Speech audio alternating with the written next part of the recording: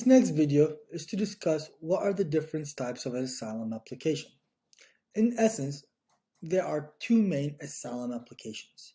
There are affirmative and removal.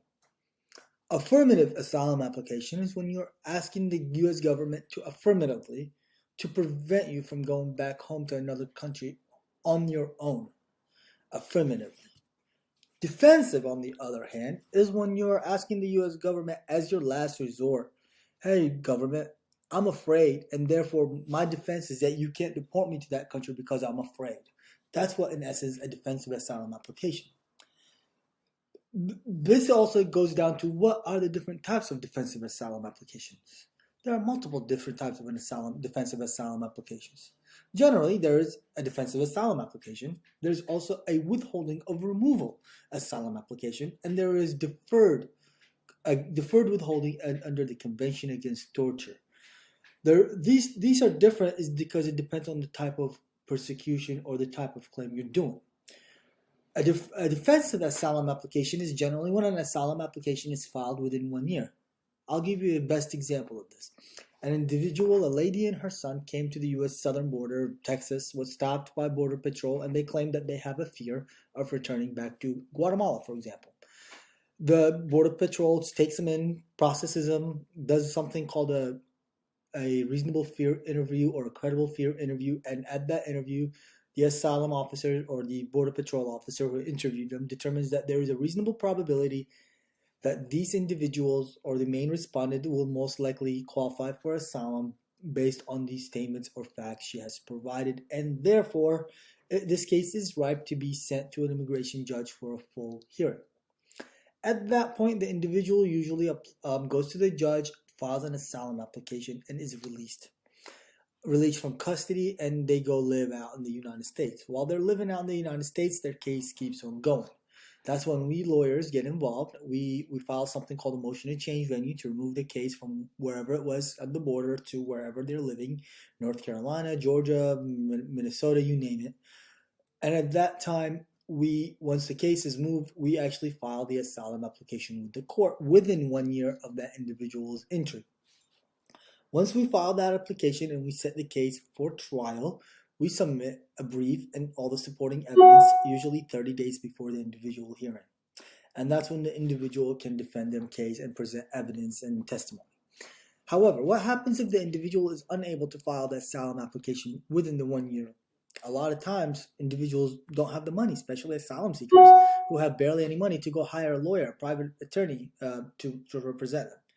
So that happens more than you think. And when that happens, usually the application, if they don't qualify for an exception, recently the Mendes-Rojas class membership allowed individuals that entered between a certain period in the United States that were not advised of the 1 year deadline by the U.S. government to pretty much become members of the Mendes-Rojas class membership and overcome the 1 year deadline issue.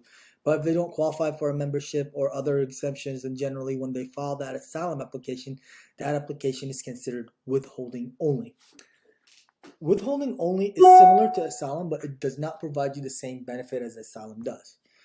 Asylum gets you the ability to become an asylee and ultimately apply for legal permanent residence in the United States and become a U.S. citizen.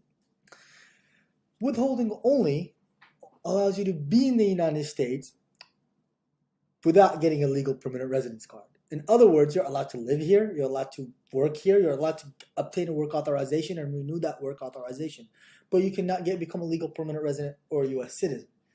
Additionally, withholding only, the disadvantage of withholding only is that the U.S. government, whenever the country conditions are changed or there is a major regime change in that country or something of similar standards, the U.S. government has the ability to go back and reopen that case and relitigate and try to deport you back to your home countries. I know this had recently happened with a lot of Iraqi nationals living in Detroit and California after the Saddam Hussein regime was collapsed.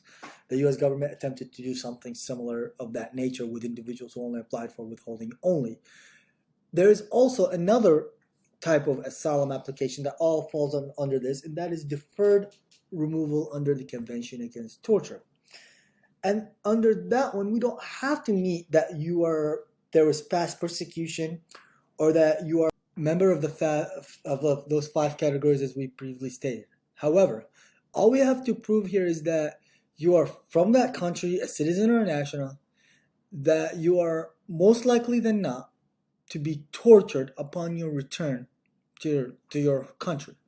The most recent case I worked on is an individual that was born in born in Pakistan, but he is a citizen of Afghanistan, has resided most of his life in Pakistan as a temporary refugee of Afghanistan. He came to the U.S. He received his refugee status in the U.S., obtained his green card, and later was convicted of a crime that made him lose his green card. We were able to argue before the immigration judge that his removal from the United States, upon his removal from the United States to Afghanistan, that he will be tortured because he's a member of the LGBT community. We also were able to argue that upon his removal from the United States to Pakistan, that he will be tortured, and therefore we request deferred removal.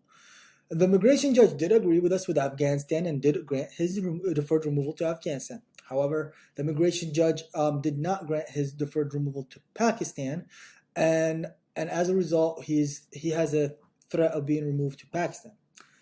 However, we were able not to obtain any travel documents from Pakistan. The Pakistani government would not issue travel documents to this individual because he's not technically a citizen or a national. Just because he was born in Pakistan, doesn't have rights to be living there, and therefore they refused to issue him documents. So in essence, we did get a win, but it's not as a win as we wanted to. That being said, the reason I'm bringing that up, because an individual that wins on deferred removal in these under Convention Against Torture, generally the U.S. government has 90 days to try to find a third country to remove him to. In this case, my client was required to contact random country, England, Canada, any country in Europe or Africa, to try to see if they're willing to issue him a travel document. If the U.S. government cannot obtain a travel document for my client from another country within 90 days, then it's more likely than not that my client will get released. However, the U.S. government at any time in the future can try to reopen my client's case and have him deported to Afghanistan by showing that his deferred removal to Afghanistan is no longer necessary and that he will not be tortured. He will most likely than not be tortured in Afghanistan. That's what they would have to prove in order for him to have that rescinded. Now, we discussed a lot of things, but let's recap. We discussed technically multiple types of applications. We discussed an affirmative asylum application. We discussed a removal asylum application, and we discussed the different types of removal asylum application. We discussed a defensive removal, general asylum. We discussed withholding of removal for asylum, and then we discussed deferred removal under the Convention Against Torture.